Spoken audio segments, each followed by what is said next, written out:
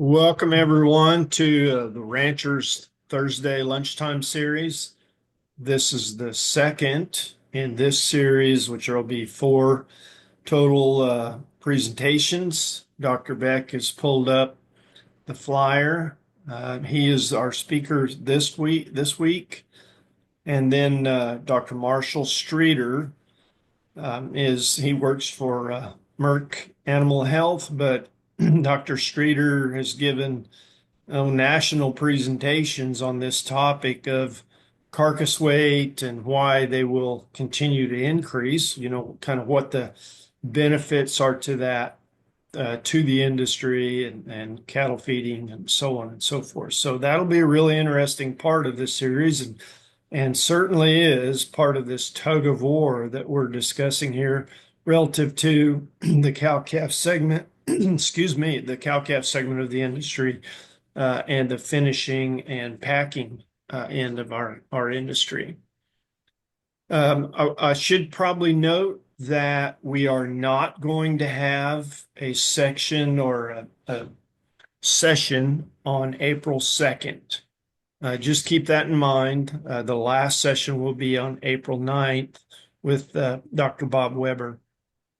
April 2nd is our Animal and Food Sciences Scholarship Banquet Day, and we have our honorees into the department for the day and spend a lot of time with them. They give presentations during this time period over the noon hour that our faculty and our graduate students and undergraduate students attend.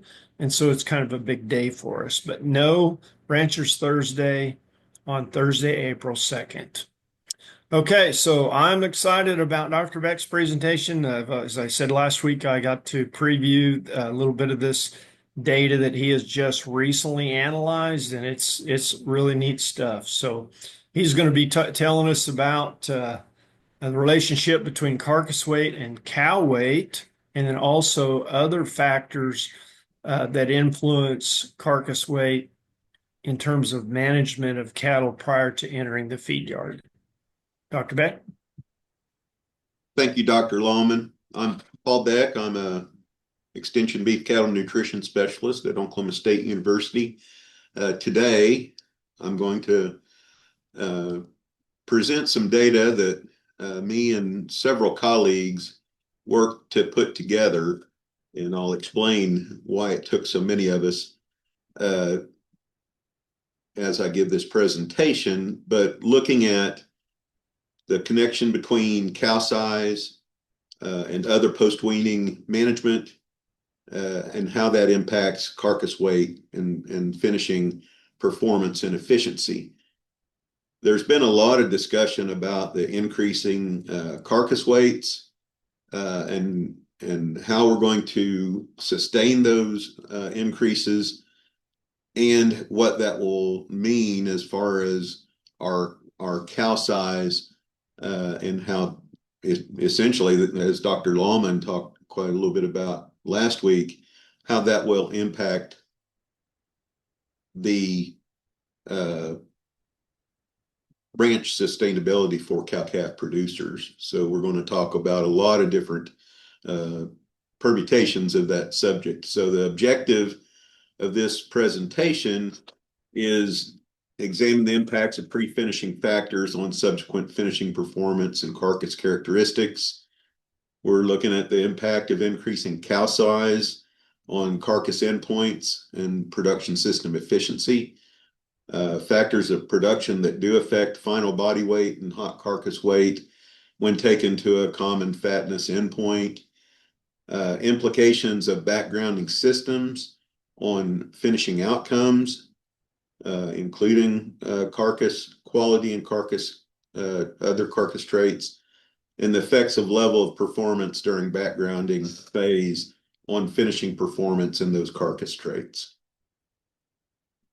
So as an introduction, we have a segmented structure in the beef industry, which results in a lot of independent decision-making across those sectors. And that creates a lot of biological and economic inefficiency when we look at the entire beef production system. Post-weaning, backgrounding phase preceding finishing has a lot of influence on the foundation or establishes the foundation for subsequent feedlot performance and carcass development. And the management and nutritional strategies during backgrounding exerts lasting effects on growth efficiency, finishing performance, and carcass merit. So some of the key backgrounding factors we're going to look at that affect subsequent finishing performance include the rate of gain during the growing phase, the type of backgrounding system. We broke this into dry lot backgrounding systems versus a pasture-based stock or grazing type backgrounding system, and body weight and body composition at feedlot entry. To start off with, just looking at cow size and how it's changed over time, essentially carcass weight has increased about 8 pounds per year since the mid-60s. This corresponds to the time when Dr. Tadashek selected the big growthy steer at one of the national shows and really set the trend for increasing frame size and increasing growth. And then we started introducing a lot of these continental breeds in the 70s and into the 80s.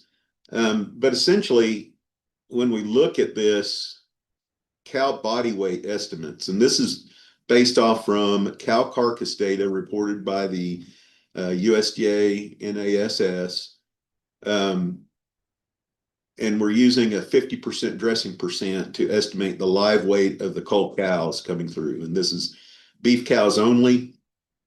You know, from the 60s, mid 60s to the mid 90s, we saw, you know, essentially about that trend line, a little bit lower than our 8-pound average, about a 6-pound increase in cow size per year. And there's quite a bit of variability around that trend line. But then when we get into the mid 90s, from 95 to 2005, we saw a tremendous increase in the cow body weight change. And this is, you know, essentially goes back to those continental breeds and selecting for growth, and also the increased selection efficiency of using growth-related EPDs. So we went from 6.5-pound increase per year up to about an 18-pound, 19-pound increase in cow weight per year, all the way up until 2005. And then it's sort of moderated since then, down to about 3.9 pounds per year. Now, there is quite a lot of variability within that, and it does look like, you know, in those last few years, we're going back up. But for the last 20 years, that rate has slowed down to about 4 pounds per year, which is essentially flat. And it does indicate that there has been some current concerns within the cow-calf industry on, you know, size of cow and how it impacts our range, you know, sustainability, our range condition, and our susceptibility to climate, you know, changes in drought and those types of things. And you know, we used a calculator to look at these relationships. So 300-pound larger cow going from about a 1,000-pound cow in the mid 60s to just over a 1,300-pound cow now, that's relates to a 20% greater dry matter intake, which corresponds exactly to a 20% increase in maintenance energy requirements. And that gives us more reliance on stored forages and makes us more susceptible to those production risks like drought. I'm going to use this example. There was a long-term stocking rate study out of the Woodward USDA ARS station, the Southern Plains Range Research Station. It was conducted from the 1950s into the 1960s with a mature cow weight of about 1,045. They looked at three different stocking rates on these cows, 22 and a half, 16 and a half, and 11.2 acres per cow. This corresponds with these charts where it's in cows per hectare, 0.11, 0.15, and 0.22, but essentially in units that we can understand, that's 22, 16, and 11 acres per cow. Notice as we increase stocking rate in this chart on the left, we decreased weaning weights. And that's a classic response as we increase stocking rates on a cow system. Although when we look at weaning weight per acre, it increased in 6 of the 8 years with those increasing stocking rates. And that corresponds back to the increase in net returns for these systems with increasing stocking rate, which is also another classic response as we increase stocking rate, where it goes, as you can see on this graph on the right, starts to increase until we hit a point where costs of increasing the stocking rate outweighs the increased weaning weight per hectare, and then or weaning weight per acre, and then the net returns start to decrease. And they identified that the break point for this was at 0.17 animal unit equivalents per hectare, which is equivalent to 0.07 animal units per acre, which is 14 and a half acres per cow. Now, I took these data from that cow herd a few years ago and looked at where the economical optimal stocking rate of 0.07 animal units per acre or 14 and a half acres per cow. Since that point, cow body weight has increased, much like our national cow herd, by about 7 pounds per year for this specific cow herd. So that economically optimal stocking rate is still 0.07 animal unit equivalents per acre, but that now should increase to 18.2 acres per cow because those cows are bigger. So that corresponds back to calf weaning weights in this same system that only increased 2.4 pounds per year compared to the much larger increase in cow body weight per year. Because we are increasing the stocking rate, we're influencing the amount of weaning weight that we are producing per cow. One thing I want to point out is if we look at from 2003 through 2015, we have this period below the trend line in weaning weights during the drought years of 2010, 11, 12, and 13.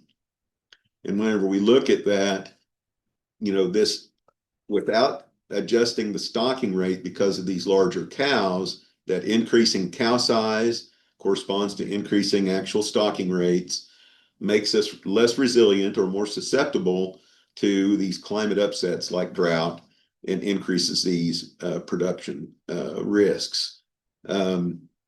If you notice in the years leading up to this, if we look at that cow efficiency measure of weaning weight per pound of cow body weight, it was up around 50% in the years previous to this point. It fell to below 40% during these drought years, 10, 11, 12, and 13. So just an example of how increasing cow size does impact our ranch economics and susceptibility to issues that come up. This also corresponds to increased hay feeding potentially in the winter months, increasing costs because of that increasing forage demand. So let's consider the increases in fed cattle hot carcass weight. And this is also from that USDA data source. where we have steer and heifer hot carcass weights. Both of those together have increased pretty consistently at 4.8 pounds of hot carcass weight per year. Steers have not increased as much as heifers, which indicates that heifer production is starting to catch up with steers, due to these growth promoting technologies directed towards heifers, feeding management, also beta agonists and the new beta ligand type products that increase carcass weight and increase production efficiency. So it's influenced heifers to a greater extent than steers. Here at the last two data points, we see a above trend line increase of about 20 and 24 pounds of increased hot carcass weight in these last 2 years, in 2024 and 2025. Those increases are causing a lot of concern, and they rightfully so. But they're really not much different than some of the increases we see in previous time points that potentially have to do with drought feeding and other economics of the cattle feeding industry. When we look at the transfer of cow body weight to offspring hot carcass weight, we have this as expressed as pounds of hot carcass weight per 100 pound of cow body weight. This is from that USDA NASS data source on all carcass weights, based essentially from the cow and from the calf. This ratio has only increased from about 60% in the in the 60s up to about 69% here in recent years. So about a 9% increase over the last 66 years. That's a 0.12% increase per year. So all those increases in efficiency in the feeding sector has not really helped us capture that much more hot carcass weight per pound of cow body weight. Recently, we have this, a different trend going from 2005 to 2025. The increase has been 0.27% increase per year, but that's just looking at those time points, is going from starting at a much lower time point below the long-term trend line up to the current high carcass weights and these high carcass yields. We've had massive strides in beef production efficiency. Like I stated, the growth promoting implants, the beta agonists and antagonists, and improved feeding management. But it's my theory that the increases in hot carcass weight have very little to do with increasing cow size, and much more to do with other economic drivers, such as economic external market conditions that would lead to increasing residents' time in feedlot pens, because we have reduced discounts for heavy body weight carcasses. And there's a lot of drive in the feedlot sector to keep pens full due to these low cattle numbers as well. So we wanted to dive into this a lot deeper, and this is where I had to call on quite a bit of help from my friends. Dr. Lawman and I have data where we have cow body weight and the offspring performance in the feedlot and carcass. We got data from Ryan Walker from his time at Louisiana State, Monty Roquette at Overton in the Texas AgriLife system, and the USDA cow herd at Fort Supply. We also used records for those. So in total, we came up with nearly 5,000 records where we had cow body weight and calf finishing and carcass data. These were cattle out of fall and spring calving seasons. They were included both steers and heifers, and it also included calf feds and yearling feds. And these yearlings, this detail will become apparent in its importance later, were from primarily a stalker-based, pasture-based type backgrounding system. So when we look at the base average of a 1,200 pound cow, the offspring's live weight at harvest was 1390. Hot carcass weight of 888 with a conversion from cow body weight efficiency to hot carcass weight of the offspring of about 74. When we look at using fall versus spring calving herds in this southern plains and southeastern United States production systems, we have decreases in harvest live weight, hot carcass weight, and that efficiency measure. When we look at calf-fed heifers versus steers, also heifers were lighter at harvest, their hot carcass weight was lighter, and the efficiency was lower. Calf-feds, again, a decreased live weight at harvest, hot carcass weight, and production efficiency. One point I'd like to make is feeding yearlings versus calf-feds more than makes up the impacts of either fall calving season or a heifer in these systems. So there's a lot of power in these backgrounding programs that allow us to feed yearlings instead of calves. When we look at different empty body fats or different ending compositions, 28% is regarded as where a calf would be expected to grade low choice. 32% would be expected to grade average choice. 36 high choice. 38 close to prime if they have that genetic capacity to marble. This also corresponds to increasing back fat thickness or the amount of physiological maturity that we're feeding these cattle to. So if we take a calf to 32% empty body fat, we're increasing live weight by over 100 pounds, hot carcass weight by nearly 100 pounds, and that hot carcass weight per 100 pounds of cow by 7%.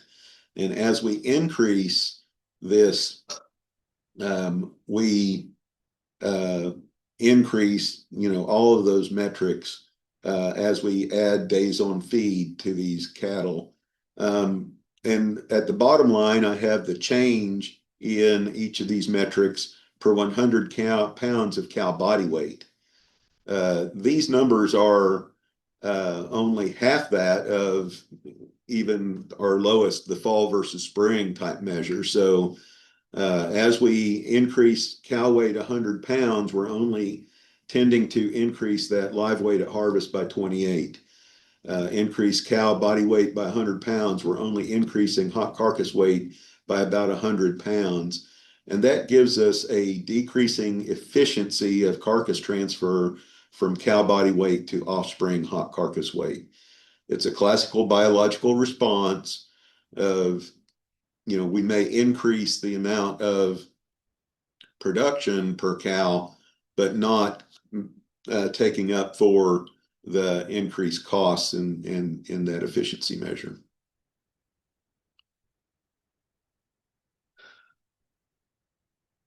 So this is the actual data transfer of cow body weight to offspring hot carcass weight. And we have a line, the dashed line is for yearling-fed, and the solid black line is for calf-feds. Once again, this is per pound of cow body weight. As you can see, a very strong negative influence of cow body weight on that efficiency metric. If we look at calf sex, steer versus heifer, that's a positive influence, or backgrounding system, calf fed, yearling-fed is also another positive influence on that efficiency metric. So I modeled this out comparing two cows with steer calves, both fed to 32% body fat in a spring calving season. The 1,200-pound cow, we're looking at a yearling finishing system, and a 1,500-pound cow looking with a calf-fed finishing system.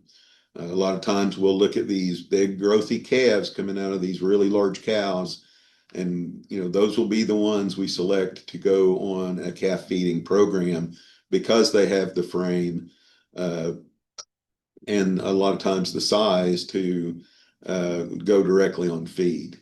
But when we plug that in, of course, just the base hot carcass weight based on all that analysis, the 1,500-pound cow will produce a larger carcass than a 1,200-pound cow. If we adjust this for a calf fed versus a yearling, we pull that down by about 53 pounds for that calf fed. Adding back about 90 pounds as we increase that back fat thickness or days on feed or total body fat to get even close to what we're doing in today's market, we wind up with an ending hot carcass weight of about 1,030 pounds for either case. So our hot carcass weight per 100 pounds of cow body weight is much greater for a 1,200-pound cow when we look at keeping that as just having the yearling feeding program being the only real difference in those two cows. Once again, I want to point out that 300-pound cow increase in body weight has a lot of costs. Increased dry matter intake, increased maintenance energy, increased reliance on stored forages, and susceptibility to production risks. So the key takeaways from just looking at the cow impacts is we have a decreased productivity on fall calving versus spring calving for these cow herds based in the South. They're warm season grass based forage systems. So gives a lot of power to matching the cow production system to the environment. Heifers versus steers, we have a increased rate of physiological maturity, or the heifers get fatter quicker than steers. This decreases performance and efficiency of heifers, but that increased rate of change in heifer hot carcass weight versus steers do show that we have some modern technologies that are reducing these differences. And then feeding yearlings compared to calves completely offset cow size, season, and sex effects. Because the growing period delays physiological maturity or the onset of fattening, increases the finishing performance and harvest live weight to a much greater extent than any of those negative pressures. We have a colleague over in AgEcon that did an analysis on some of these cattle. His graduate student, Sadowski, presented this in a defense last year where they took 4 years of analysis from the OSU Range Cow Research Center. We had spring calving where they were weaned, backgrounded on native range for 70 days, and then grazed wheat pasture and were shipped to a commercial feed yard in March and April. We had fall calving where they were weaned 6 months later in May, backgrounded on native range for 70 to 90 days, and then fed a TMR for 35 days. So slightly different production system that could have influenced some of this, and shipped to a commercial feed yard in the late summer in August and September. They adjusted cattle body weight to their mature weight and for a common body condition score. And then they used that to estimate cow nutrient requirements, stocking rates, and a cost based on that cow mature weight. So what they found is net returns per acre decreased as cow body weight increased, assuming that they had an increased stocking rate and those costs were adjusted at the same time. In the feedlot sector, large cows had offspring that were more profitable in the feedlot. So there's a fundamental economic and biological disconnect between those two sectors, even following a fairly extensive stocker period. So across the whole beef industry, the higher profits from the feedlot sector did not offset the reduced profitability of the larger cows at the ranch of origin. And I think we can see that. And also that's not taking into account those production risks, the chances of having to ship in hay or sell off a cow herd due to drought are also increased risks. To look at the effects of backgrounding program, we had to do a back up and do a little bit different analysis. There's not a lot of production records available that are comparing backgrounding and the type of backgrounding system all the way through finishing. So we were able to locate some published data and some experiments that are in process of publication from 56 different experiments where cattle were finished following a backgrounding period under a fairly wide range of environments and pre-finishing performance levels. We wanted to look at the effect of dry lot or pasture-based backgrounding programs, the gain during backgrounding, and the length of the backgrounding program on finishing performance and carcass characteristics. Just a summary of this is in this table here. When we look at dry lot programs, feeding a TMR essentially in most cases versus pasture-based systems, final live weight was not impacted by gain in dry lot backgrounding, where increased gain during pasture stocker programs increase the final live weight of these cattle in these experiments. Average daily gain, as we increased average daily gain in dry lot, we decreased feedlot average daily gain by almost a quarter pound, 0.22 pounds per day, versus only decreasing it by 0.13. This gets into some compensatory gain issues, higher gains in dry lot. We only had a capacity to get about a 20% compensation of that change in body weight pre-finishing. On pasture, it was about 40% because of that 1.7 times bigger impact from increasing gain on dry lot backgrounding programs. Dry matter intake in dry lot was not affected by increasing average daily gain, where it was decreased by increasing pasture average daily gain. And the opposite was true for feed to gain. Increasing dry lot average daily gain decreased efficiency by increasing the amount of feed required per pound of gain. Hot carcass weight, when taken to the same back fat endpoint, was not affected by dry lot performance, while it, like with final live weight, it increased with increasing performance. And the opposite was true with marbling score. It increases as we increase backgrounding performance on dry lot, but not on pasture. So when we look at the regression lines as we go from 1 to 3 pounds of gain a day on finished live weight, the dry lot line is much lower than the stocker line. And also, and it's much flatter, as we increase gain in a stalker program, we're also increasing the finished live weight at the end of finishing.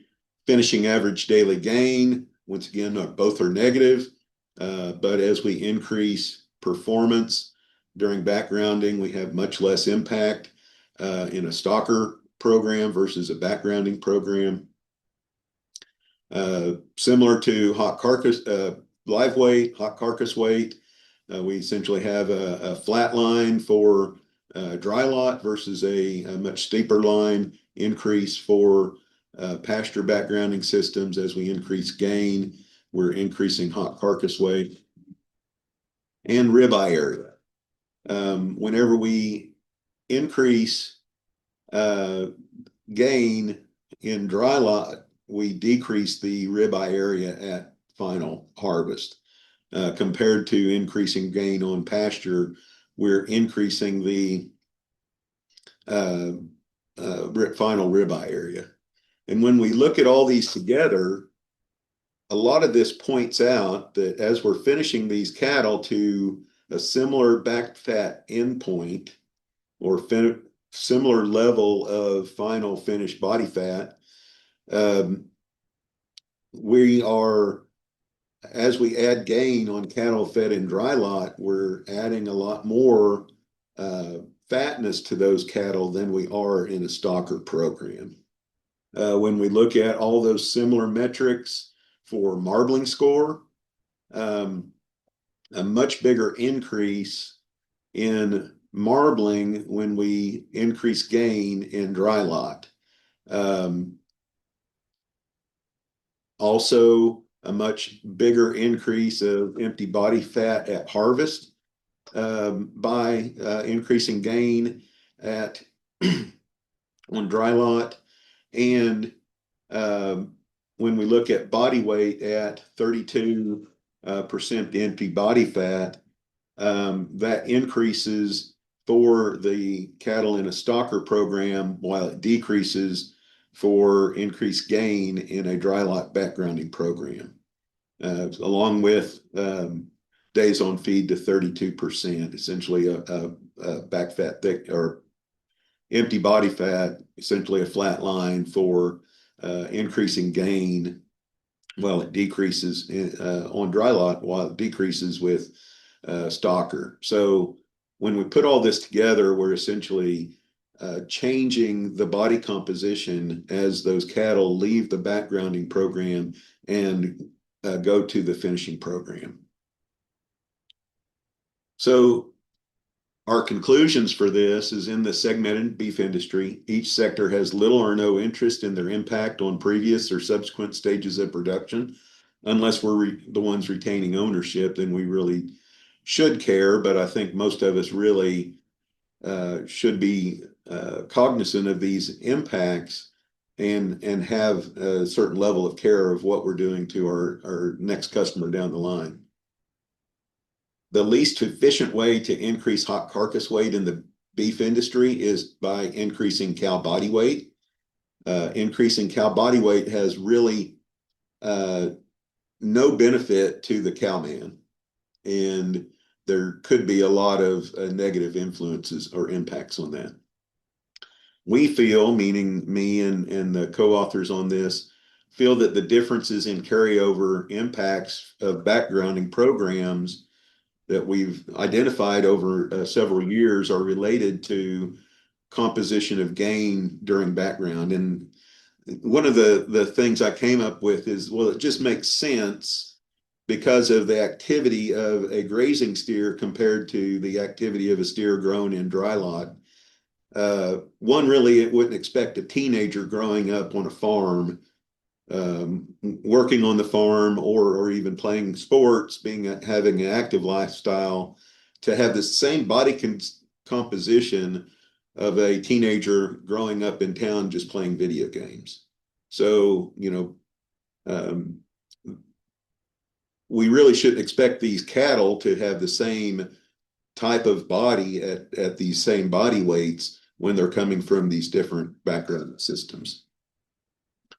So the take-home message from this presentation Productivity of the entire beef industry will be optimized by matching cow size and calving season to the environment of the ranch, increasing productivities of heifers to match steers, which is becoming more of a reality that we always used to think we could never make happen, and utilize a pasture-based stocker backgrounding program pre-finishing.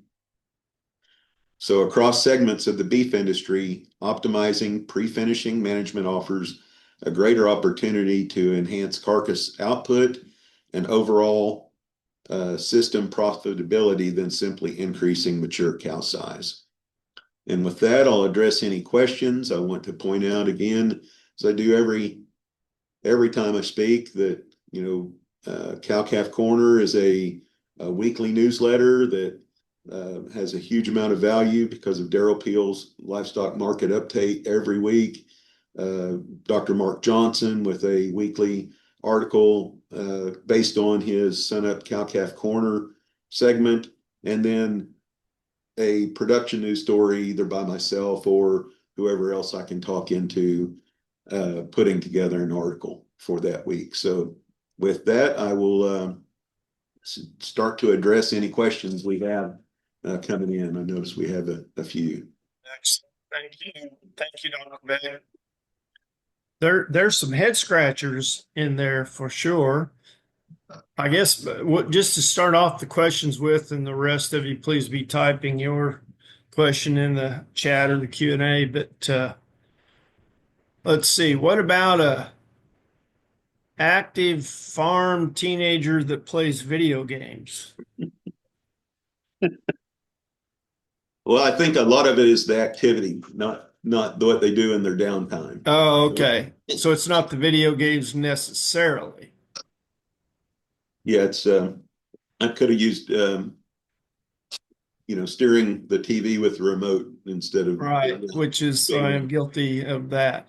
Okay, so here's a question that came to mind as you were going through those. What about if they were backgrounded with a limit fed system versus ad lib? What does that do for the final live weights and perhaps other metrics that you measured? So we did include some of the published data from limit feeding programs in this analysis. A lot of that is coming out of Dale Blossey's lab up at K-State. And that was one of the questions that we had going in. And it appears to me that as we're adding body weight gain in dry lot, we're having those same impacts on body composition, whether that's through a full feeding system on a lower energy diet versus a limit feeding system on a high energy diet. And that's one of the reasons why I started looking at the activity and the influences of that on body composition and those changes in performance.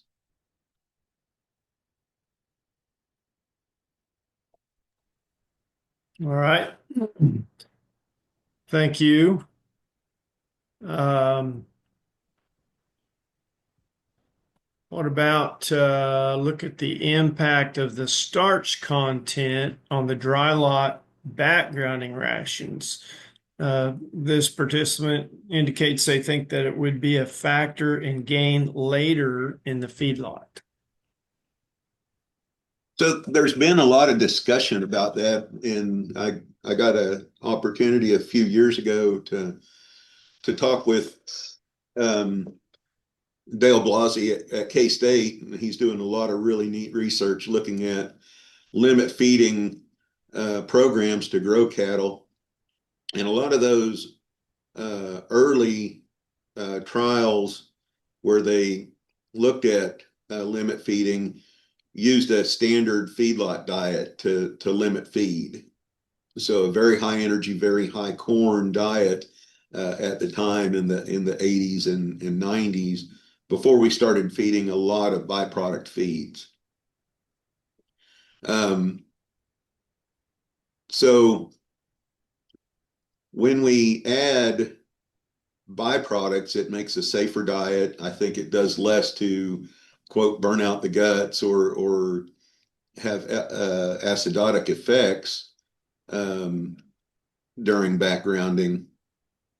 But I don't really feel like it's going to have a tremendous change on, the body composition of that gain, because we're still getting quite a bit of energy, even though we are using a lot more byproducts in those diets. So I think there are some factors that it can help, but as far as the composition of that gain, fat versus lean in these different backgrounding programs, I don't know that it's going to have as much difference in that regard. All right. The last question here has to do with availability of these videos. And Natasha, I'm like you. I'm gonna need to study that at length to make sure I get my head wrapped around all of those different, you know, especially the divergence or the convergence of those regression lines in the based on how much those cattle gained, were they in a dry lot or in the pasture. That is really interesting. The answer to those, yes. These will be available on beef.okstate.edu, our website. And if you just scroll down to the Ranchers Thursday section, there's a little box you can click there that indicates archived webinars. And this series will be stored under the Tug of War title. So absolutely, and we'll get those posted here just as soon as our IT group is able to get to them and post them for us. Usually sometimes it takes a week, sometimes I get it up in just a couple of days. Here's a couple more questions, Dr. Beck. Approximately how many extra pounds of live weight does each of the following technologies add? Suckling implant, backgrounding implant, terminal implant, and Experior. I think that'll add another couple months to your analysis, actually. Yeah, there's been several, reviews on this type of analysis. I think our standard suckling implant can increase weaning weights, by about 25 pounds. And that does stay with that animal throughout their lifetime. Backgrounding implants, a lot of it depends on the type of implant. The modern combination trenbolone acetate and estradiol implants, we figure on getting an extra about third pound a day from those implants. About a similar response, 2/10 to quarter pound a day extra from using Rumensin. So, both of those together we may get a half pound per day in a stalker program. So, that would give us in a 140-day program, another 70 pounds. The terminal implants or our implanting programs, they do a couple of things. They do add gain, but it also allows us to go to longer days on feed without adding as much body fat, because we're shifting the physiological maturity. So, I would expect, and this number, it's been a while since I've looked at it, but I would expect, real good implant programs, we're probably increasing that final live weight by at least 100 pounds. And then Experior, it also depends on the length of time it's getting fed, but it's also only fed during the late feeding period. So if we're looking at similar days on feed, we may only see an increase in hot carcass weight by about 30 pounds. but it's another one of those compounds that allows us to go much longer days on feed without adding as much body fat. So the net benefit, by adding more days on feed, we'll get these carcasses much bigger as we go. Yeah, very good. Okay, so Ross says his question is really interesting presentation. Thank you for offering this. Do you have any estimates on how this would impact the demand for more or fewer forage acres? So, in our assumption that everybody does um, like that economic analysis, where we assume we're using more acres for a bigger cow, I don't know that anybody is actually doing that. Even from that uh, research station, in Northwest Oklahoma, they kept the same cow stocking rate, even those cows were considerably bigger over time. So um, essentially, as we should have more acres available as we decrease the size of our cow herd or the number of cows. But then it seems like we're getting a lot of these acreages out of production for urban sprawl, other uses. My go-to or pie in the sky dream would be, we keep smaller cows, decrease our stocking rate somewhat, and then use those extra acres or extra grass that we produce to incorporate a flex stocking system using stalker cattle or something else to utilize any extra grazing acres we have. And that will make us to where we don't have to destock whenever we hit a drought. And it just seems like we've hit a dry cycle where we think we're out of the drought, and then either another drought comes in, or we have a recurrence of the same drought. We just had kind of a break in the break for or in the drought for a little bit. So I think a lot of these risk management alternatives, having some flex acres available to use would go a long way to really keep a sustainable ranching program together. It is interesting to think about that, Dr. Beck. I saw a presentation last year at the U.S. Roundtable for Sustainable Beef meeting, and I do not recall the presenter's name, but it was a fascinating presentation related to uh, alternative land use and changes over time in land use. And it is surprising and kind of shocking, I think, if you haven't seen that, data like that for a while. The fairly rapid loss in grazable acres and farming acres in the U.S. in particular. So.